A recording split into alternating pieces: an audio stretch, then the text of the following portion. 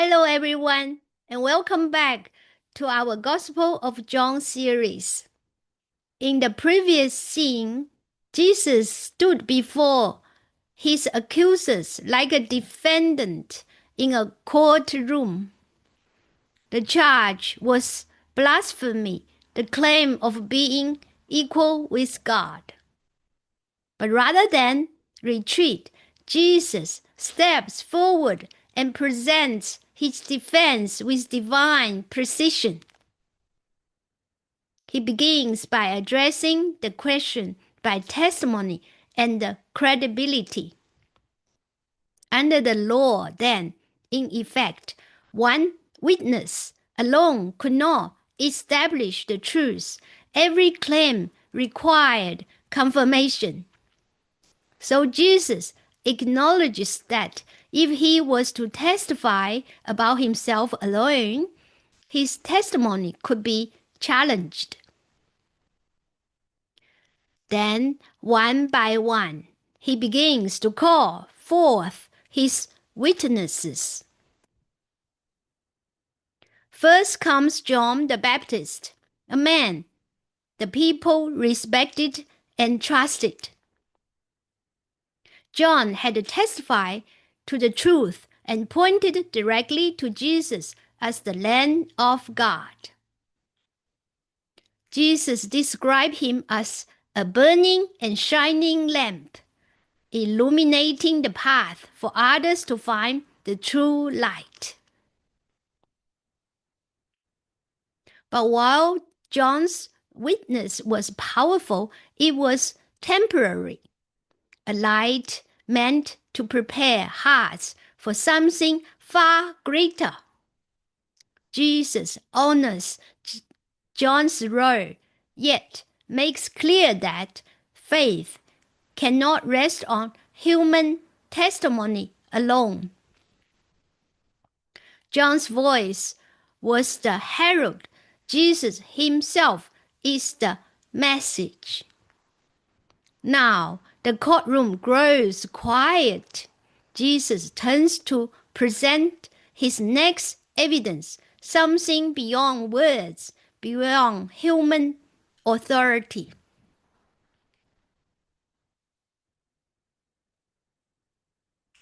Verse 36. But I have a greater witness than John's, for the works which the Father has given me to finish, the very works that I do, bear witness of me, that the Father has sent me.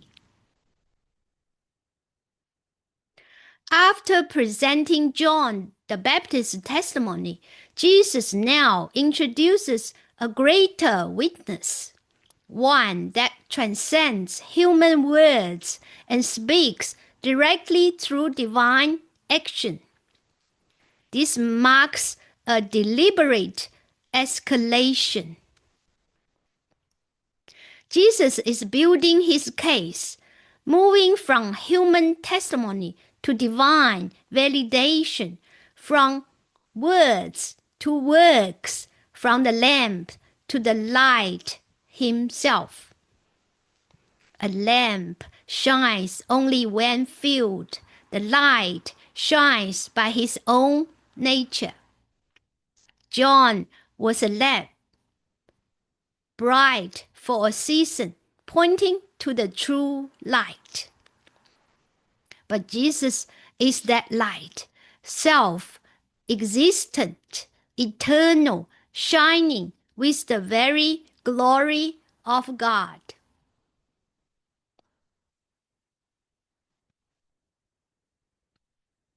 The word works in Greek is erga. These are not random displays of power meant to impress. They are divine assignments, specific tasks given by the Father and carried out in perfect obedience by the Son. Jesus emphasizes this repeatedly. the works which the Father has given me. Every miracle, every healing, every act of restoration was a part of a divine commission. They were the Father's work, accomplished through the Son. And what do these works testify? They bear witness of me that the Father has sent me. Each miracle was a signpost pointing unmistakably to Jesus' divine origin and mission. They were not merely displays of power, they were revelations of character. They show not only that Jesus could heal, but that he is the kind of God who cares about human suffering, who longs to restore and redeem, who brings life out of death. Jesus' works are a form of divine language. Through them, the invisible truth of God becomes visible action. To those with eyes to see, every miracle proclaims God is here. The Father is acting. Redemption has come. If the works of Jesus could speak, each one could rise and testify in the courtroom of truth. At Cana, the water turned into wine would say, He is Lord over nature and time. The Creator who wills and creation obeys. The one who bypasses every process, turning emptiness into abundance and shame into joy. At Capernaum, the nobleman's healed son would declare, Distance cannot divine his power. His word travels faster than thought, reaching the dying from afar. He is the Lord who is not bound by space, the Word who speaks and life returns. At Bethesda, the man once crippled for 38 years would cry out. Hopelessness met his mercy, and my paralysis gave way to praise. He is Lord over human weakness, and his command carries healing and new beginnings. On the hillside of Galilee, the 5 loaves and 2 fish would whisper in his hands. Scarcity becomes sufficiency. He fed 5,000 men, not counting women and children, a multitude satisfied from a boy's small lunch. He is Lord of provision, feeding the hungry with heaven's compassion. On the storming sea, the waves themselves will bow and say,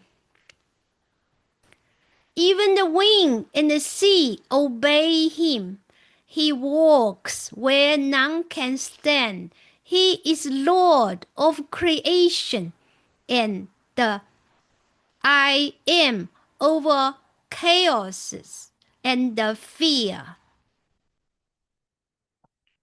At the Jerusalem, the man born blind will proclaim, I once lived in darkness, but he opened my eyes. He is the light of the world, bringing sight where there was blindness, both in eyes and in hearts.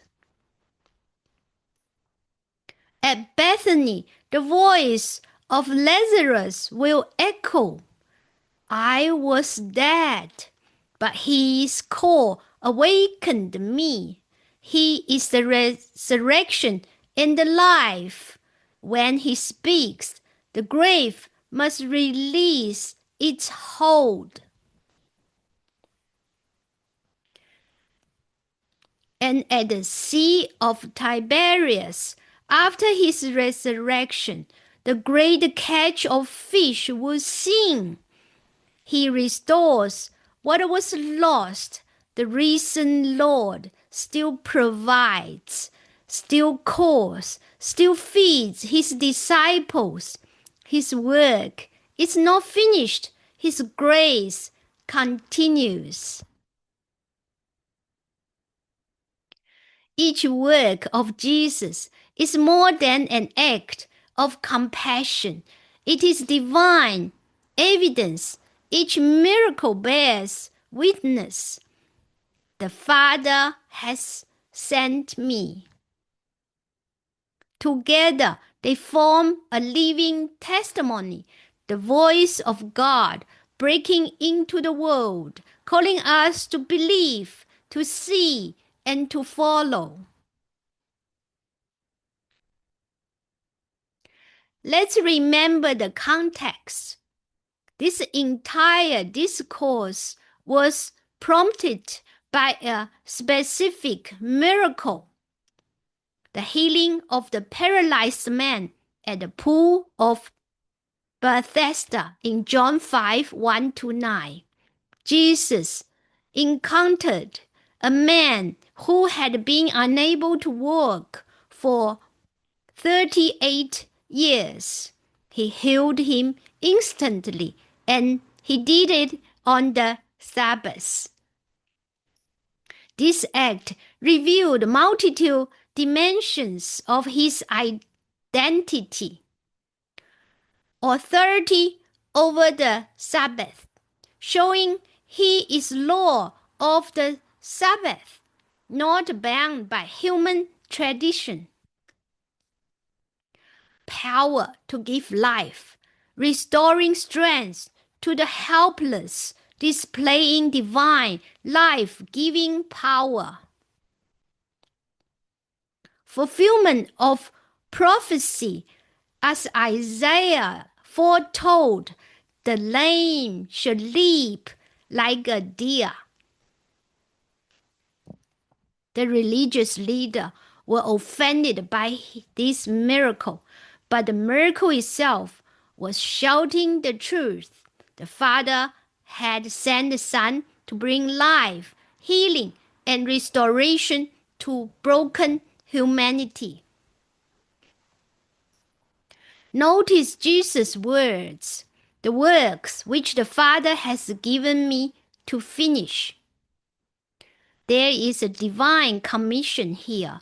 The Father has assigned specific works to the Son, and the Son is faithfully completing them. They work together in perfect unity to accomplish redemption. Later, on the cross, Jesus will cry out, "It is finished." The ultimate work of a redemption will then be complete. But here in John 5, the works are still unfolding. Each miracle a foretaste of the full restoration to come through his death and resurrection. So, what are Jesus' works ultimately testifying? They are the Father's voice made visible, living proof that God's redemptive work is unfolding through the Son. They demonstrate beyond any doubt that Jesus is no mere man, no ordinary prophet, no religious innovator. He is a divine Son, empowered by the Father, accomplishing the Father's will, revealing the Father's heart. For anyone with eyes to see, the evidence is overwhelming. John the Baptist pointed to Jesus with his words, but Jesus' works point to him through actions that only God can perform. How does this apply to us as followers of Jesus? While we don't perform the same miraculous works he did, we are still called to let our lives bear witness to our faith. Our actions, our integrity, our compassion, our endurance in suffering, all of these speak. They testify to what we truly believe. Jesus challenges us to consider, what do our works say about us? When people observe our lives, do they see evidence of God's love and grace? Are our actions consistent with our confession of faith? The principle Jesus establishes here is timeless. Authentic faith produces authentic fruit. Our works do not save us, but they do reveal the one who has. Jesus' appeal to his works reminds us that faith is never abstract or detached from reality. The gospel is not merely a set of ideas to accept. It is a power that transforms. It heals what is broken, restores what was lost, and brings light where there was darkness. In John 5:36, Jesus invites us not to blind belief, but to an evidence-based faith, to see in his works the unmistakably signature of God, the mark of divine love and power entering human history. But Jesus' case is not yet complete. The courtroom still echoes with his words, and two more witnesses are about to take the stand. Next time, we will hear the Father's own testimony and the scriptures themselves, both declaring with one voice that Jesus is the Christ, the Son of the living God. The evidence continues to build, and so does the invitation to believe. Thanks for watching. See you next time.